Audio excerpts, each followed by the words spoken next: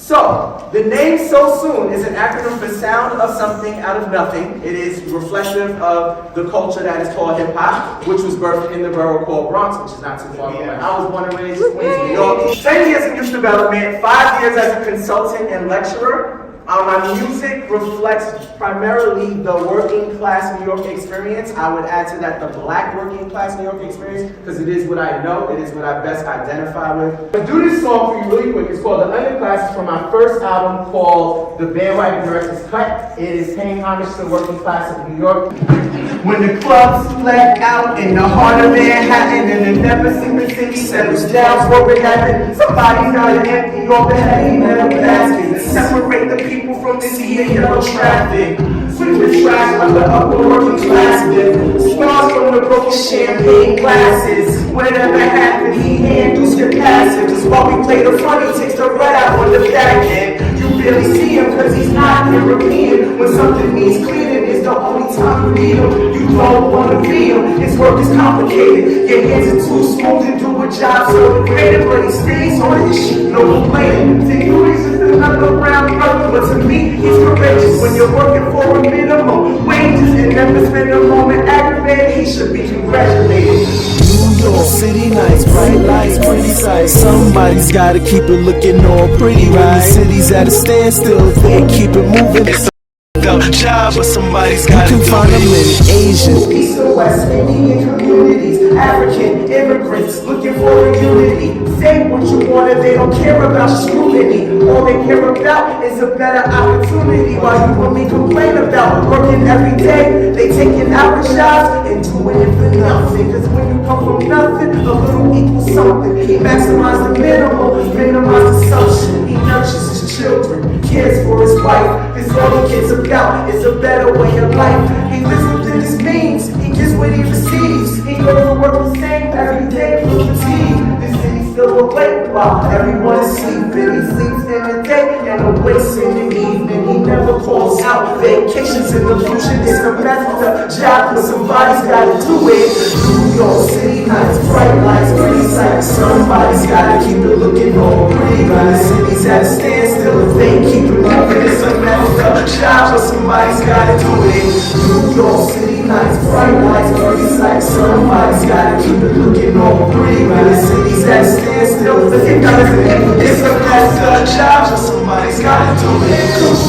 The authorities, the housekeepers, 90% of them minorities, the homeless musicians, the talentless beggars, the oddmans and poppies at the one-stop bodegas, bus boys, bartenders, yellow cab drivers, still with your love, even though they pass by us, the nurses and nannies, who deal with little white kids, the project janitors, who work upon a night shift, the open mic hosts, the open mic performers, the open mic attendants, who stay just as supportive, the dudes from the 12 hand in hand on the corner, the NCAA employees, the background, the aura of the never secret city, the apple is core, the folks who go on scene, never honored or adored, take a look at history, really a look of New York, pop the walls, lock the walls, where to come for the war of New York City nights, bright lights, pretty sights, somebody's gotta keep it looking all pretty, when the city's at standstill, they keep it moving, it's a better job, but somebody's gotta do it. Bright lights, pretty sights. Somebody's gotta keep it looking all pretty. When the city's at a standstill, they keep it moving. Here are our reflection questions. Theme of the song. Paying homage. Absolutely. Thank you. How did this song make you feel? True. What did I get for value? What else? There's some commonalities as a New Yorker, a born and raised New Yorker, that I see when I'm on the Vegas Strip. There's a lot of differences, but a lot of commonalities. And so that had me thinking, and I wanted to see if y'all would be willing to dive into this along with me.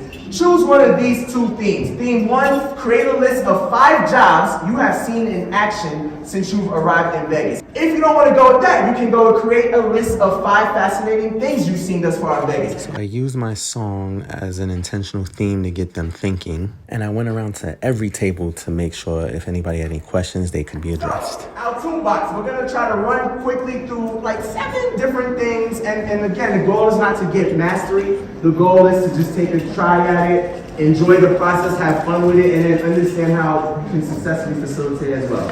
So these are the 7 things we're going to be looking at: concept or theme, word bank. We're going to create one of those. Select a beat. I'm going to show you tools that you can use to easily acquire those beats. We're going to try to aim for writing 4 bars. That is the goal. 4 bars, 4 lines. Hip hop generally moves in a 4/4 measure for traditional music folks. Chorus, we're going to try to come up with that. That'll be a ton of fun. We're going to let a couple people share. So once they wrote their list based on the one of 2 options of themes they selected, I now have them work on a rhyming word list. Do not worry about messing up. Do have fun. They can be slant rhymes. They don't have to rhyme perfectly. If you are an avid listener of hip hop, you know that we like to bend the pronunciation of words, and that's part of the creative process. Some people don't love it. I love it. I say do it. What's the King's English really? You know what I'm saying? People made up words. People made up words. So again, I'm going around to each and every table, even to the folks at the back who were not at tables. And these touch points are important because just like young students, it's a room full of 80-something people. People are going to be shy to raise their hand to ask for support. All right, we're going to do some writing now. Hey, quick question by show of hands. How comfortable are you with writing hip-hop lyrics? I do this as a pre-assessment before beginning writing so that folks can take stock of how they feel about the process. On average, over half the room feels better once they've tried it. And intentionally.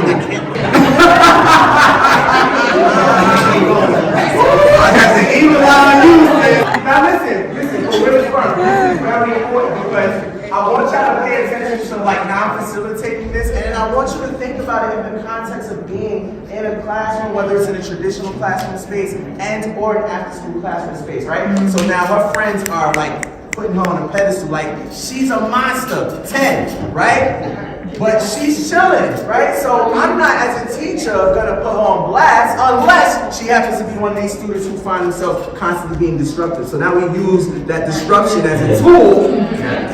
Let's see what you got. And I want to give y'all 8 minutes to come together with 4 bars. And actually, that's a great question. And let me tell you why. Because again, I'm showing it to you. I'm taking you through the process, but I also want to show you how to implement it, right? If you have a big classroom, then group writing is super efficient. You can split the students up into groups of 6.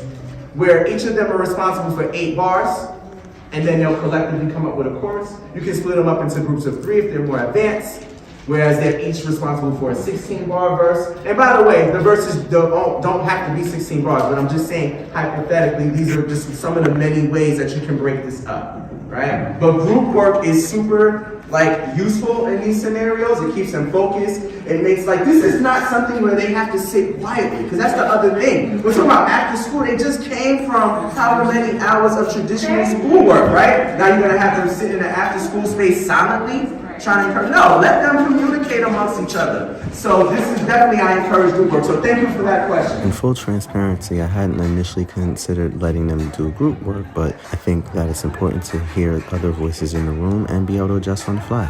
So this is Deshaunda. For those who are not close to where Deshaunda and I are currently standing, I asked her a few questions, and the most important thing she said is, I'm trying to get out of my comfort zone.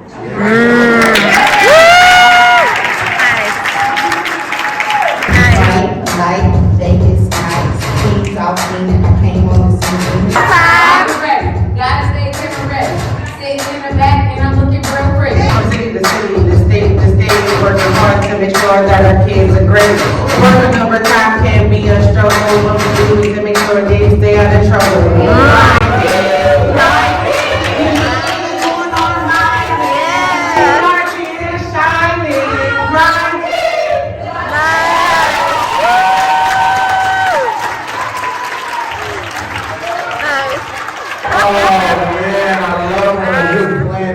Place. Now that you've had an opportunity to write, by show of hands, how many people have moved up from where they originally were when they walked in?